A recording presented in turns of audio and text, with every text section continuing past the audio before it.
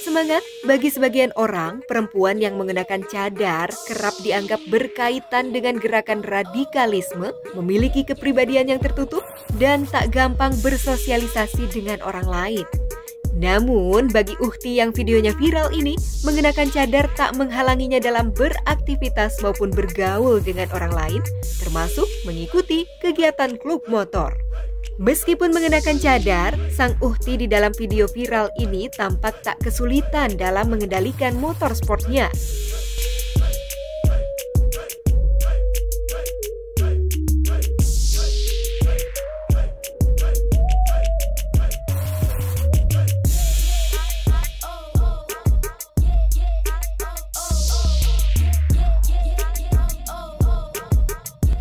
Dalam kolom komentar YouTube, banyak warganet yang memuji, bahkan penasaran dengan sosoknya. Pasalnya, tak lazim ada seorang perempuan bercadar yang menaiki motor sport.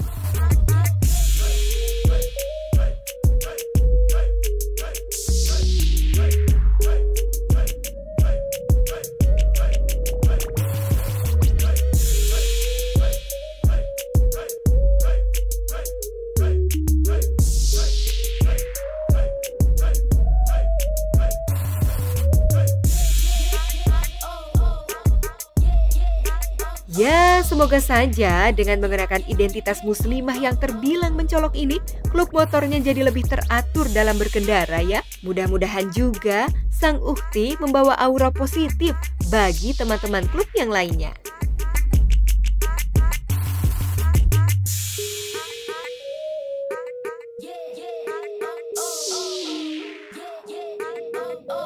Gimana pendapat kalian, sahabat semangat? Terima kasih pemirsa, Anda masih bersama kami di Semangat Siang Indonesia. Indonesia harus semangat ya. Semangat sekali seperti Uhti yang tadi di teasernya ya. Wow, Masya Allah ya. Walaupun sudah memutuskan untuk berpakaian secara sempurna sebagai muslimah, tapi juga masih tetap aktif di kegiatan hobi klub motor besar ya. Tapi, nah ada tapinya. Sebetulnya ini bagaimana pandangan dari seorang ahli atau aktivis muslim? Kita sudah terhubung bersama Ibu Neti Herawati. Assalamualaikum Ibu Neti. Waalaikumsalam Mbak Dita. Sehat ya Bu? Alhamdulillah sehat. Iya, ini Bu Neti sedang viral nih ya. Wanita bercadar aktif di kegiatan klub motor besar.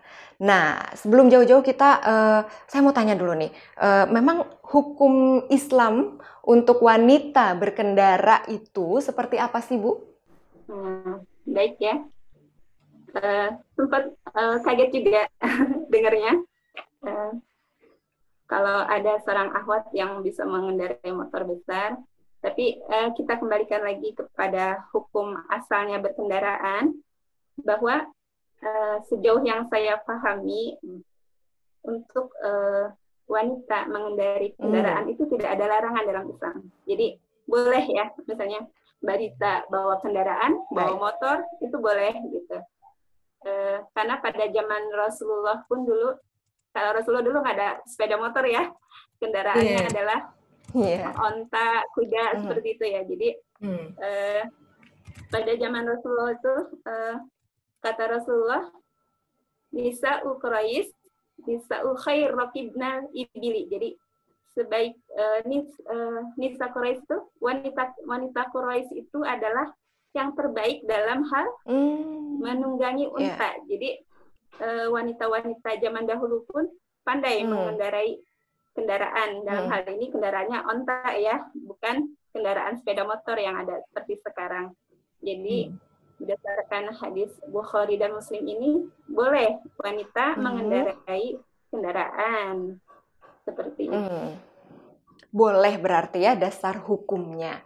Nah, mohon maaf nih Bu Neti, saya sangkut pautkan dengan yang namanya niqab atau cadar. Sebetulnya hukum mengenakan cadar nih seperti apa sih Bu? Supaya kita belajar juga. Ada ulama yang menganggap bercadar atau berniqab itu sunnah, ada yang mengatakan bercadar dan menikop itu wajib. Jadi kalau kita kenal ada 4 imam mazhab, Imam Hanafi dan Imam Maliki mengatakan kalau memakai cadar itu sunnah hukumnya.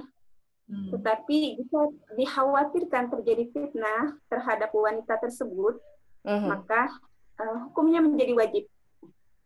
Berbeda hal dengan Imam Syafi'i, imam yang banyak dipakai di Indonesia itu, mengatakan Imam Syafi'i hukum bernikab itu wajib malah bagi wanita muslimah.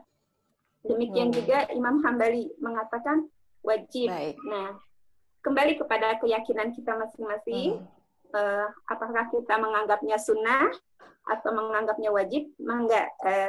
Tetapi ketika kita bercadar, itu dikembalikan niatnya bukan sekedar kita ikut-ikutan, misalnya biar dianggap kelompok tertentu, atau kita ikut-ikutan tren fashion. Ih, sekarang pakaian niqab bagus-bagus loh bahannya gitu, ikutan tren.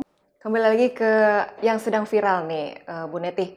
Seorang wanita menjalankan hobi di klub motor besar gitu.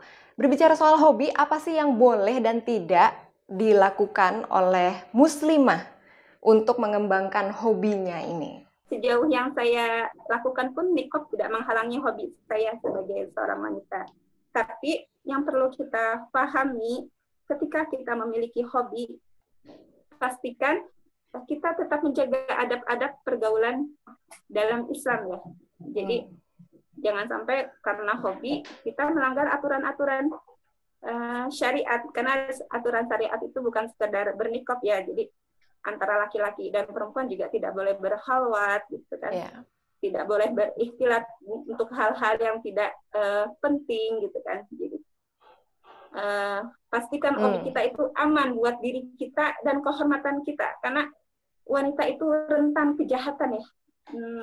Karena wanita itu identik dengan lembut, makanya hati-hati memilih hobi. Pastikan itu aman buat diri kita dan kehormatan kita sebagai seorang wanita. Yang terpenting lagi nih, kalau misalnya buat para gadis, kalau punya hobi-hobi yang agak ekstrim, pastikan ada izin orang tua.